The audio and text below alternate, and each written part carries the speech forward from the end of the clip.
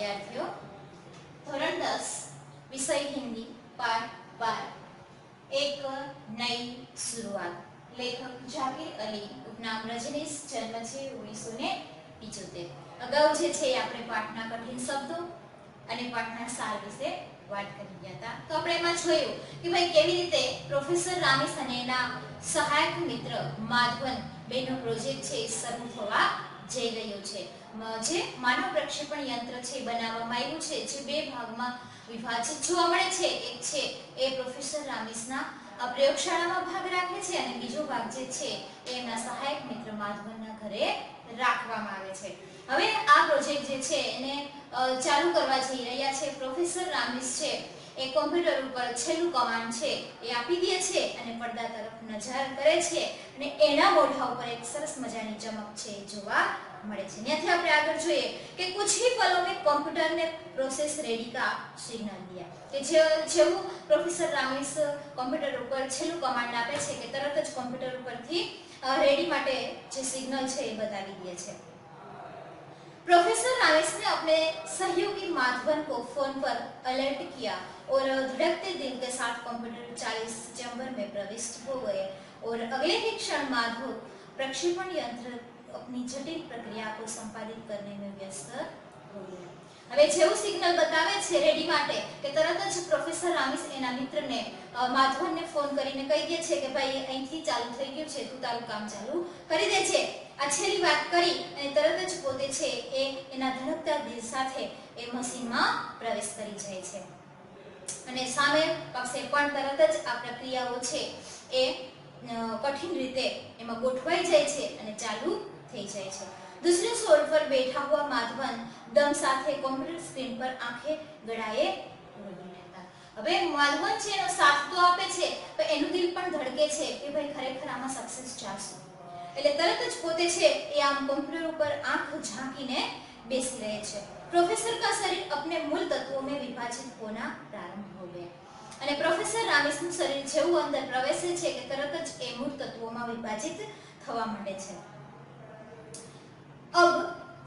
कुछ ही क्षणों की बात थी लेकिन इस समय माधवन को एक एक क्षण एक साल के बराबर लग रहा था और इसी अंधकार के बीच सहसा उसके दिमाग में वह घटना क्रोध गई जब वह प्रोफेसर रामीस से पहली बार मिले थे હવે પોતે છે એ પ્રોફેસર રામીસ છે એનું શરીર તો મશીનની અંદર પ્રવેશ કરી ગયું છે પણ માધવન છે એની એક એક ક્ષણ છે એક એક વર્ષ જેવી લાગવા મળે છે કે ભાઈ આમાં શું થશે ને શું નહીં ખરેખર આમાં આપણે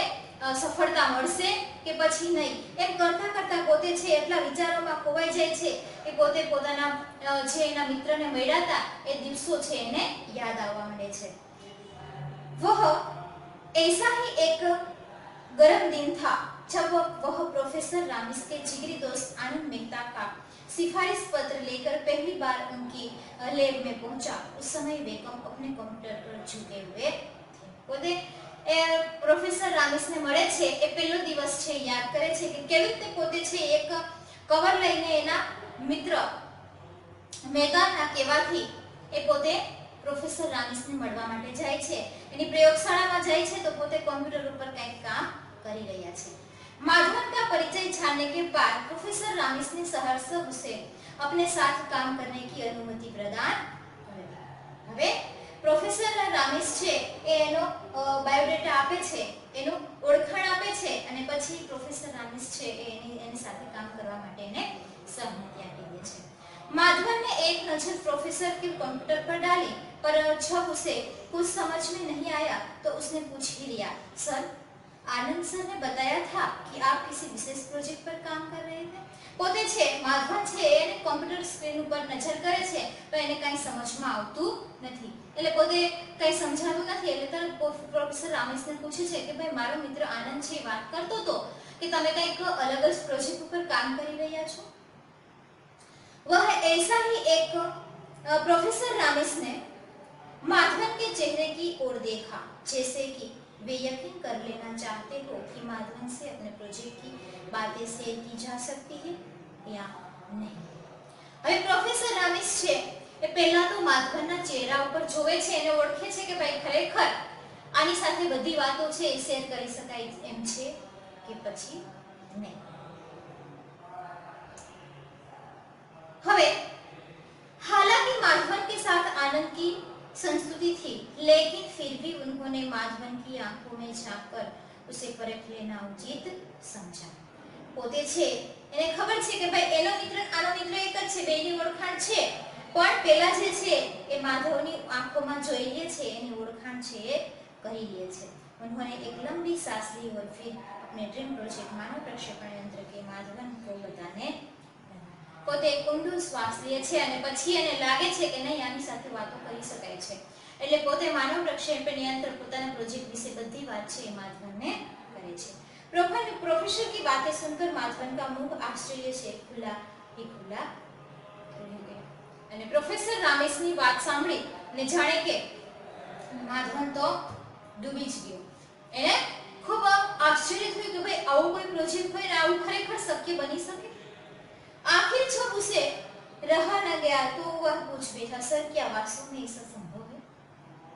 પોતે છે ચોકી જાય છે, પછી એનાથી રહેવાતું નથી એટલે પૂછી લે છે કે સર ખરેખર શું આવું સંભવ બની શકે છે? प्रोफेसर रामेश ने माधवन की ओर देखा और जैसे कोई 10 साल का बच्चा हुए बोले, क्यों नहीं भेजा जा सकता है? प्रोफेसर रामेश પહેલા તો માધવનની સામે જોયા જ રહે છે ને કે જે કેમ જાણે નાનું કોઈ બાળક હોય,